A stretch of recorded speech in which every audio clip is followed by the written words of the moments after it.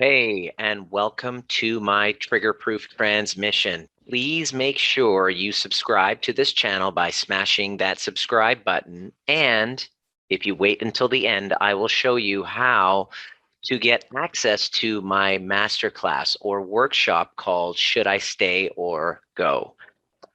Powerful training that helps you make the 5 transitions required to know the answer to should I stay, should I go, and heal these repetitive patterns without years of counseling or psychotherapy.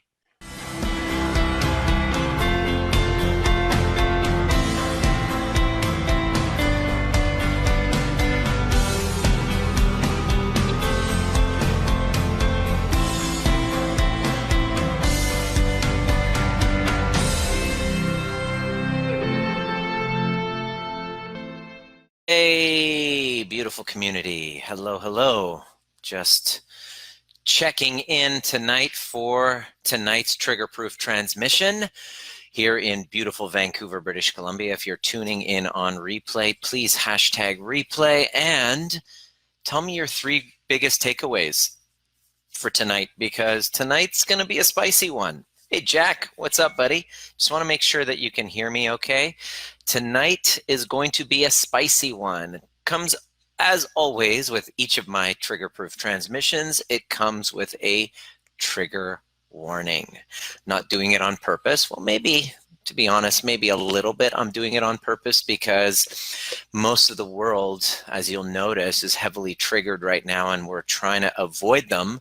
But the work that we're doing here and the community that I'm kind of creating is we're flipping the script on our triggers. Our triggers reveal from our nervous system the wounds that need our attention, the wounds that we're wise to explore and examine and get curious about and go into rather than running away from. Before I begin, I want you to let me know, where are you listening from? Are you in Australia, New Zealand? Are you in North America? I'd love to know where you're at, because today we're going to be talking about 5 specific fantasies that we unconsciously hold on to that reveal areas of our lives where we're emotionally immature.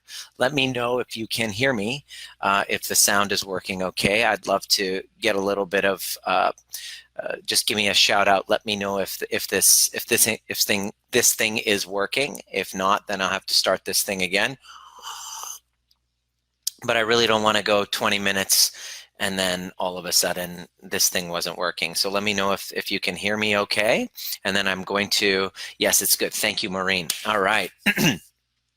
So here's what happens. We're going to be talking about fantasies. I'm going to be talking about fantasies that we hold on to that really reveal our emotional immaturity. And one of the things that I'm really big on teaching is that we have two minds to us, okay?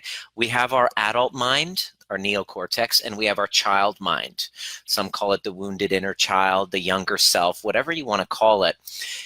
Based on the traumas that we've gone through, our bodies become frozen. Our minds and our bodies and our emotions become frozen to those parts of us that were traumatized as children. There's a younger self, various stages of our younger self that's literally following us everywhere we go. And how do we know they show up? They show up when we get triggered. And it's really interesting because you know somebody, or maybe even yourself, you've observed their behavior. I remember somebody calling me one time, can you help my husband? Like, he's acting like a child. Or one of my patients is a divorce attorney, and he's just like, I'm like, what's it like at work dealing with these people going through divorce? He's like, it's like dealing with little children. And it's very accurate. That's a very accurate statement. It's because whenever we get triggered, what happens is we go into our primitive centers, our old wounding. We simply regress back to a little kid. You know, the 3-year-old self will show up, or an 8-year-old self will show up. These triggers basically reveal that. And so it shows up the most in our relationships. And I wanted to give you a few things. You're going to definitely want to write this down, because this is very relevant for you to look at. Because when you understand this, you now get that the work, where the work begins, and where the work is next, it is meant to be focused on. And this is really my goal. And by the end of today, you're going to see yourself from a completely different perspective. So I'm going to get you to write it down. I'm going to get you to write down the take some notes here on the 5 fantasies that we hold on to. So basically, our childhood wounding causes us to regress. We become wounded. We go, when we hadn't got our needs met in a certain way, we didn't get our seen, we didn't get heard. I'm not just talking about trauma with a capital T, like physical abuse, sexual abuse. Of course, that's there. I'm talking about when a child doesn't feel seen, doesn't have their reality validated, when big emotions come up and a parent says, stuff it down. These wounds are kind of stored in our bodies, and this wounding is so painful that what happens is we unconsciously flip those wounds around and we create a fantasy for our lives. And many of us, from my observation working with people, is that we don't actually get over these fantasies. We actually live with them, and they show up unconsciously. And I'm going to show you the 5 most common ones that I've seen, and I want you to let me know if any of this resonates with you. So please write in the comment section if any of it resonates with you, okay? So essentially, the woundings that we have, the traumas that we have, your reality, you have a narcissistic mother or father, and you just didn't feel seen and heard, or there was a divorce that happened and your egocentric self makes it about you.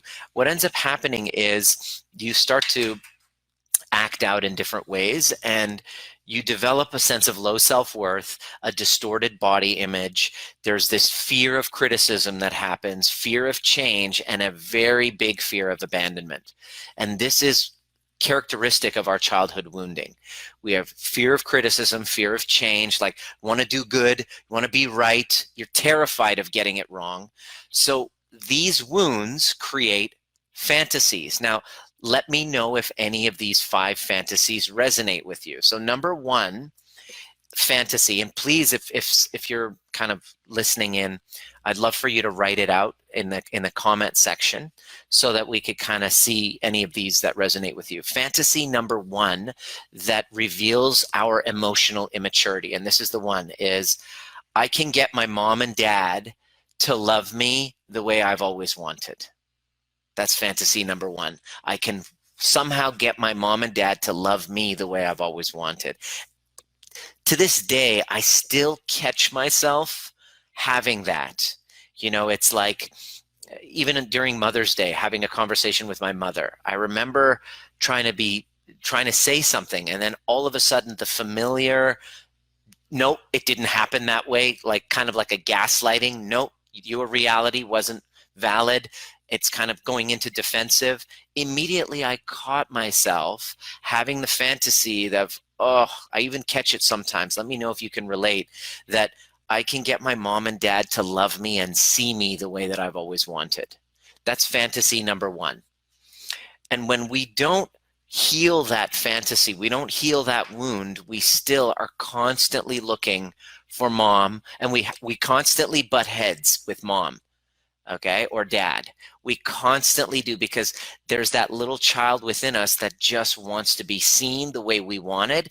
And most of the time, especially with parents who have their own traumas and they haven't done their own inner healing work, they're not able to see themselves, let alone to see you and love you the way that you expect. So that's a very good indicator of a wounded inner child looking for your work. And I'm going to tell you exactly how to solve this afterwards. But that's number 1, is I can get mom and dad to love me the way I've always wanted. Number 2, fantasy.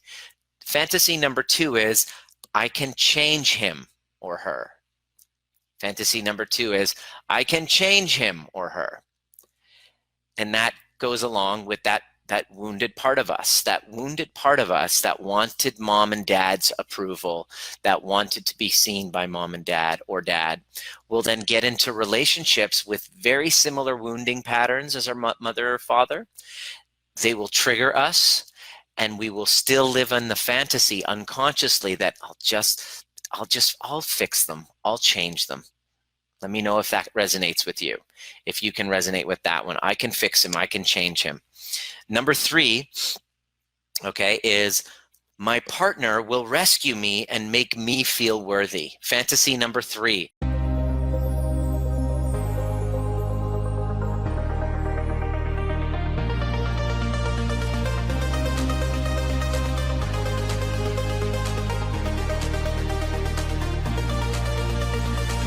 My name is Dr. Nima Rahmany, and you've been listening to the Trigger Proof, designed to teach you the most important skill necessary for a dramatically changing world, which is nervous system regulation. And becoming trigger proof doesn't mean trigger less. It means learning how to regulate ourselves to bring us back to center so that we can then be governed by our purpose rather than from our wounds. Anytime there's reactivity, there's a wound. And if you're curious and inspired to learn more, join us at Breathwork and Badassery or the overview experience. There's a difference between listening to a podcast and actually showing up live and doing the work with a badass community who's all about breaking cycles of intergenerational trauma. It didn't start with you, but it can end with you if you're willing to do the work. See you at the next perfect time.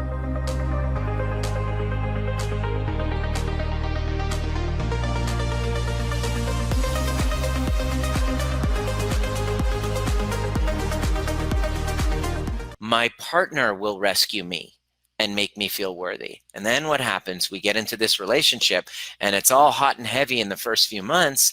And then lo and behold, 6 months later, 1 year later, the attachment starts to happen. Primary wounding comes up for both parties. You don't have the skills to be able to navigate your triggers. You don't know how to go inside. You don't know how to heal that wounded inner child. You don't know how to communicate empathically with yourself and the other person.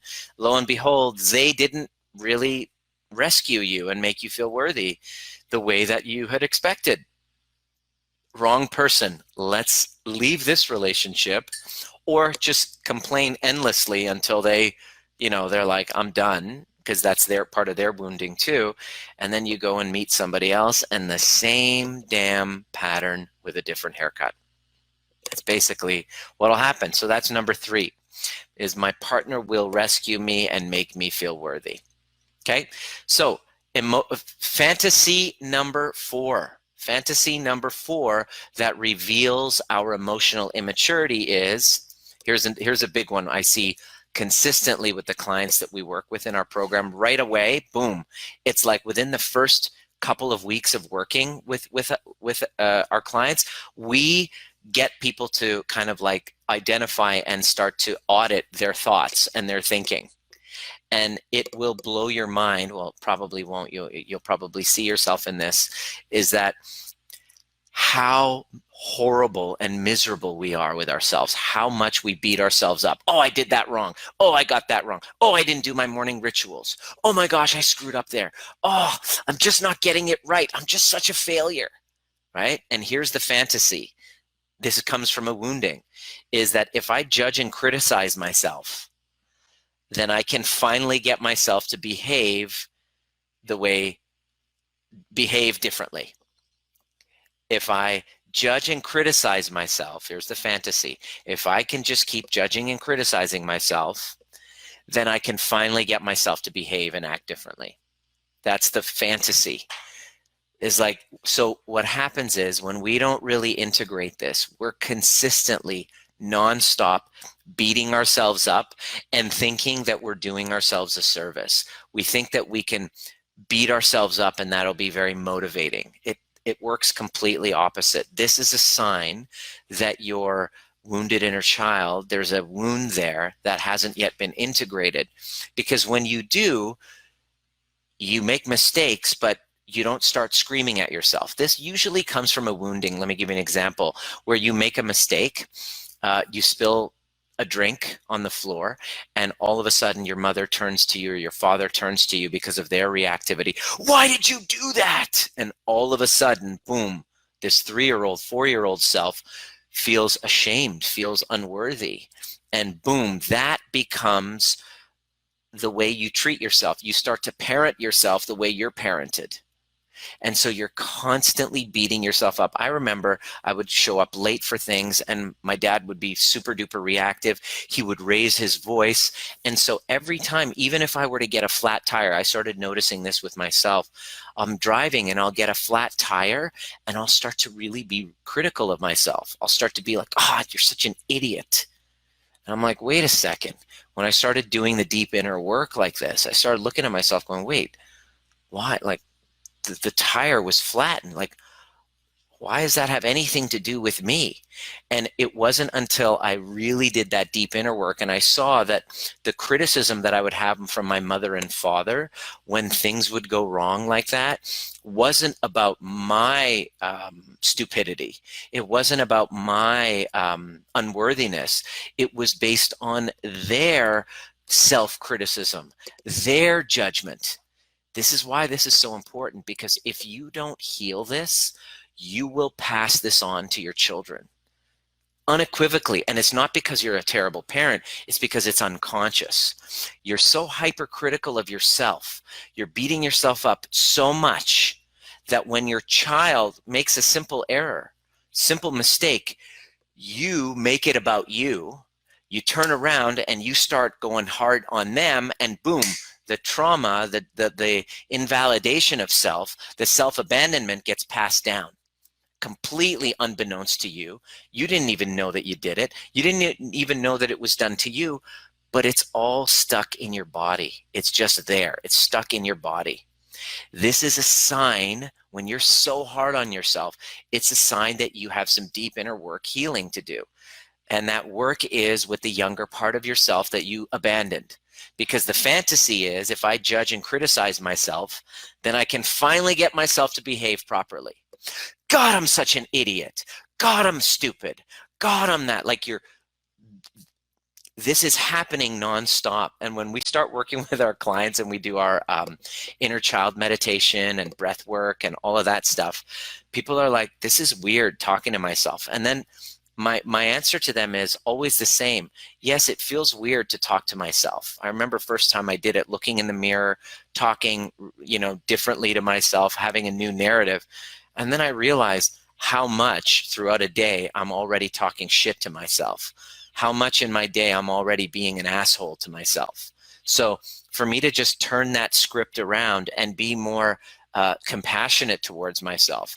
Ooh, there's such a big problem with that. Ooh, it just feels so weird. Exactly. It feels so weird to talk nicely to myself versus beat the crap out of myself, because the fantasy is, if I'm an asshole and I'm tough love to myself, then that's going to change my behavior.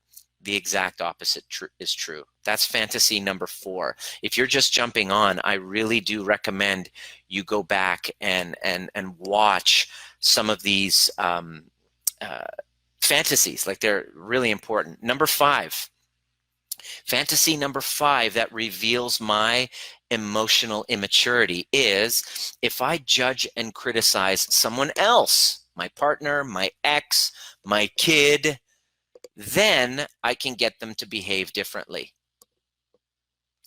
If I judge and criticize someone else, maybe I can get them to behave differently. Well, it doesn't work that way. Shaming somebody into shifting their behavior does not work. I've learned a lot simply by being a mentor and a coach. When I shame someone for not showing up on a group call or I'm late, it actually perpetuates the narrative of I'm not enough. But if I can join them where they're at, there's different ways of doing it. When I really took on the work of healing with my younger self, body-based, somatic-based healing, the narrative, the way that I talked to myself was totally different. And of course, the way that I talked to myself was different. Then the way that I started speaking to others became different, because I started seeing people through their wounding. Before, I would try to change their behavior through judgment, criticism, blame, shame. It just doesn't work that way. Once I took on the healing work myself, and I did the deep inner work for myself, all of a sudden I was able to look at them differently, and I could actually talk to them completely different and join them, because I started seeing everybody through the lens of their own wounding. Deanie, hey, what's up? I saw your post today, and I have something really valuable for you. I'd love to share it maybe on a different training. You brought up a big piece because of a past wounding when you were bullied in school with one of the volunteers at school. And, you know, I really saw the wounding of your younger self there. And to offer that you, the resentment you're holding on to is like drinking poison and expecting the other person to die. Resentment is like taking poison, expecting the other person to die. And what I discovered, this is a quote that came to me, is that the highest form of forgiveness is the authentic recognition that everything served you and there is nothing to forgive. And that's not easy to do. Many people won't even venture there. Many people want to play the victim and be, you know, and to make another person wrong, which I completely understand. You're well within your right. I'm just offering an upgrade to people. This is what I'm offering here, is an upgraded view, which involves some work, but to get a felt sense of love and gratitude for it actually heals you, grows you, and transcends you. And you start to climb the ladder of life when you're able to do that. It's not easy, but that's basically the net result of the work of what we teach here in, as far as, you know, the overview method goes, is that the resentments that I'm holding on to for the things that I wish were different, for the people that I wanted to change throughout my life, it's like rocks in my backpack, and it's actually impacting my health, anxiety levels, cortisol levels, and what's available to you is complete freedom if you're willing to go there and do the work. I'm not saying it's easy, but it's totally available to you. So those are the five fantasies. Now, fantasy, I'm going to go over it again. Fantasy number one is I can get my mom and dad to love me the way that I've always wanted. It's a fantasy. They love you. Your work, the healing work, is not to try to get them to love you the way you've always wanted. It's to love the way that they love and appreciate the way that they have. That shifts the game more than ever. Okay, that's a sign of growth. But our emotional immaturity, our wounded younger self says, I just want them finally. And you can be in your 50s still wanting it. It's a fantasy. Number two is I can change him or her. That's part of that narrative that comes from childhood. Oh, I'm going to date this person and I'm going to change them. That is a fantasy that's revealing your emotional immaturity. Number three is my partner will rescue me and make me feel worthy. And when the problem with that is that when they don't, nothing they do will ever be enough, especially if you don't know how to give it to you. And number four, if I judge and criticize myself, I can get myself to finally behave differently. It doesn't work that way. You must flip the script and in order for behavioral change to happen. It doesn't happen through blaming, judging, criticizing yourself. It happens completely the opposite. And number five, if I judge and criticize somebody else enough, then finally I can get them to behave differently. These are all fantasies that reveal that we have emotional immaturity, that we're not yet there. That there's a younger self, the emotional brain, the child mind, that's not integrated with the adult mind. And our work, our healing work, what I've discovered is no healing is complete until you've integrated the adult mind and the child mind together. And that can't be done by a therapist. That can't be done by a counselor. That must be done by you. You can be guided towards it, but it must be done by you, and you can't override that. And so this is what the the work is. And becoming trigger proof doesn't mean trigger less. It means knowing that every trigger that's coming up comes from that wound. And instead of going, oh, I'm triggered, stay away from me, it's wiser to go, oh, I'm triggered, I'm curious where that comes from, and to find the tools in the system that helps you go back and fill the cracks in the floorboard so that you can then emotionally mature. Because when you do, all of a sudden you start transcending the need for approval externally. Your relationships with mom and dad start to change. When you've transcended the need for that childish part of you that needs their approval, that needs to be seen by them, where it's not available, especially if they haven't done their deep inner work, chances are they haven't, it wasn't available to them. And quite frankly, it's quite scary. But when you do, you break the cycle. You stop it from getting passed down to your children. Because what you don't realize is those wounds, those beliefs about yourself, come up in your triggers, and when your children bring them up, you download them onto you through your reactivity.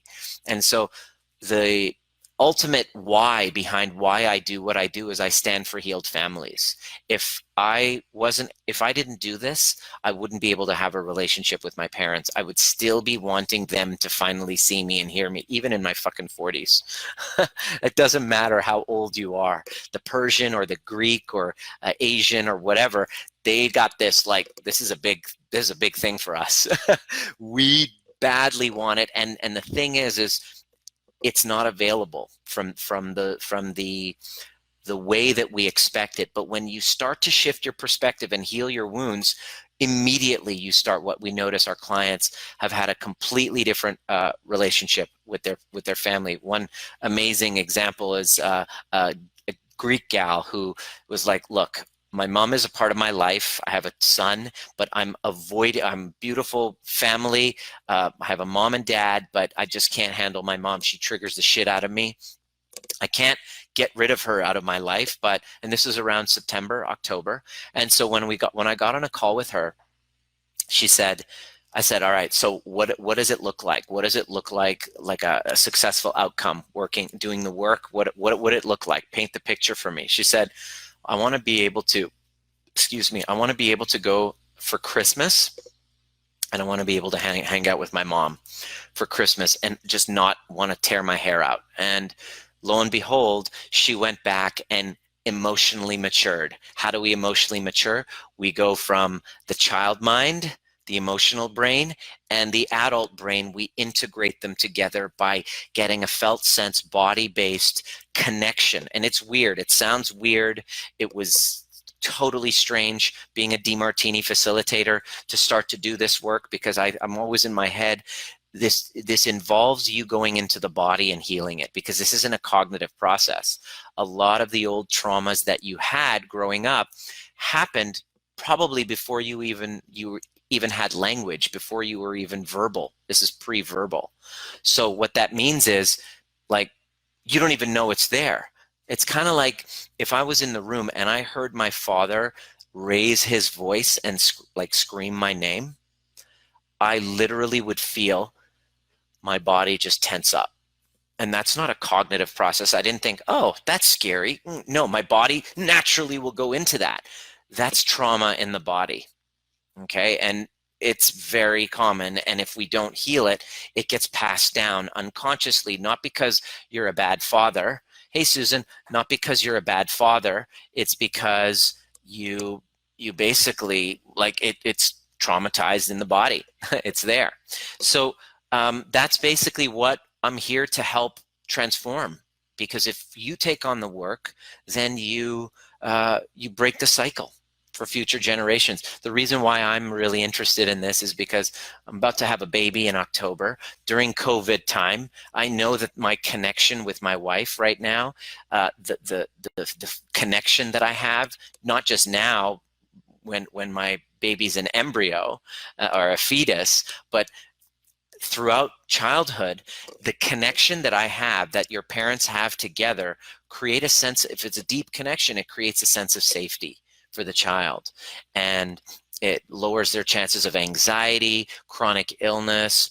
This trauma, adverse childhood events, pretty much set the stage for your health throughout your entire life. This is a huge responsibility. That's why I've created this community. It's for selfish reasons, because I want my family to be involved in a community where people feel seen and heard. They know how to communicate with one another without overly reactive kind of traumas being passed down. And I knew that I had to take responsibility for mine, for my own. The way that you do that is becoming response able, ability to respond. When you do, you expand that space between stimulus and response. So if you get stimulus and all of a sudden your body goes into response and you don't know how to manage it, you then react, you don't have an ability to create your life. You don't have an ability to regulate your emotions. You don't have an ability to manage relationships, and relationships fall apart. And God knows that I've gone through that enough to know that in the second half of my life, I want to be the one that chooses my reality rather than having my triggers choose my reality for me. So if this resonates with you, I'd love to invite you to come join us for our inner child meditation and breath work. That's coming up a week from Sunday. It's only $20 US. It's a 3-hour workshop that there's going to be about 50 people around the world. Last time we had about 55 people. Time before we had about 80. People from all over the world, like from Africa, from Europe, Australia, New Zealand, North America, Canada, United States, all getting together for the purpose of me going through some background of our child mind and our adult mind, and going through the kind of the details of what the meditation really is. What's the intention of doing that meditation? And then after we do this inner child meditation, one gentleman, I don't know, Ryan, if you're still here, he basically was like, his mind was blown. He goes, I haven't cried this much in 10, 20 years. A lot of us have so many of our tears based on what's going on with COVID. Our nervous systems are in a fight or flight or freeze. And so this workshop is a way that the community gets together, and we just work on connecting to the younger parts of us that we've abandoned, and then going into a breath work, which is a 1-hour breathing meditation with me guiding you, kind of like a journey, like a ayahuasca journey, but with no drugs and no vomiting. And I'm guiding you. There's beautiful music. You know, you're encouraged to move through your tears. You're encouraged to move your body. You're encouraged to have sound. And so that will help regulate your entire nervous system and get that younger, immature, emotionally immature part of you to integrate with your wise, awakened inner parent. So why is that important? Well, so that you'll be able to regulate your anxiety, so that you'll be able to get triggered and not go into attack mode or shutdown mode. You'll be able to actually resource yourself. You'll be able to regulate that amped up anxiety and nervous system. You'll be able to self-assess and then be able to know exactly how to take care of you rather than be so reliant on other people to rescue you. That's our kind of wounded inner child talking. Hopefully that was relevant for you. Let me know if you have any questions about this, and looking forward to seeing you a week from Sunday. And if you have any questions, tomorrow I'm going to drop some content about creating secure attachments and what happens during an argument with two people, and how do you resource yourself to help you with secure attachments. This is really what this whole conversation is all about. Let me know what was the most relevant for you in this training, and I'll see you at the next perfect time. The link is in the comment section.